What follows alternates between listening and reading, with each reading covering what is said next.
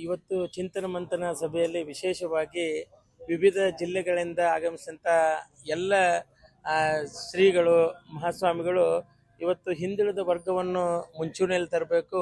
ಯಾರು ಕಟ್ಟ ಕಡೆ ವ್ಯಕ್ತಿಗಳಿಗೆ ಯಾರಿಗೆ ಅನಾನುಕೂಲತೆ ಐತಿ ಅವ್ರನ್ನ ಮುಂದೆ ತರುವ ಮೂಲಕ ನಾವು ಸಮಾಜವನ್ನು ಒಕ್ಕೂಟ ಮಾಡಬೇಕು, ಒಗ್ಗಟ್ಟಿನಿಂದ ಏನನ್ನಾದರೂ ಸಾಧಿಸ್ಬೋದು ಅಂತ ಉದ್ದೇಶದಿಂದ ಇವತ್ತು ಚಿಂತನ ಮಂಥನ ಸಭೆ ಆಗಿದೆ.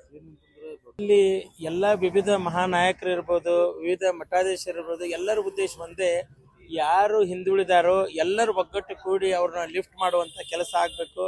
ಯಾಕೆಂದರೆ ಯಾರು ಮುಂದೆ ಬರ್ತಾರೋ ಅವ್ರು ಹೆಗಲು ಕೊಟ್ಟು ಮೇಲೆ ಏರಿಸ್ಬೇಕು, ಎಡಿಯಾಗಿ ಕಾಲು ಜಗ್ಬಾರ್ದು ಅನ್ನೋ ಒಂದು ಉದ್ದೇಶದಿಂದ ಇವತ್ತು ಈ ಒಂದು ಸಂಘಟನೆ ಮಾಡೋ ಮೂಲಕ ಇವತ್ತು ಒಂದೇ ಸಭೆ ಇದು ಬೀಜ ಬಿತ್ತಿದೈತೆ. ಮುಂದಿನ ದಿನಗಳಲ್ಲಿ ಅದು ಹೆಮ್ಮರವಾಗ್ತದೆ.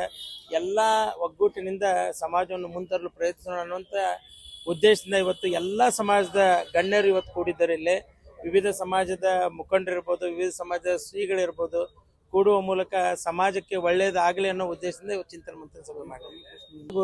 ಎಲ್ಲಿ ಯಾರಿಗೆ ತ್ರಾಸ ಐತೆ ಅನ್ನೋದಿರ್ತದೆ, ಎಲ್ಲಿ ಕಷ್ಟ ಇರ್ತದೆ, ಅಲ್ಲಿ ನನ್ನ ಕೈಲಾದ ಮಟ್ಟಿಗೆ ನಾನು ಸಪೋರ್ಟ್ ಮಾಡಿ ಆ ಸಂಘಟನೆಯನ್ನು ಮುಂಚೂಣಿಯಲ್ಲಿ ತರಲು ಪ್ರಯತ್ನಿಸ್ತಾ ಇದ್ದೀನಿ.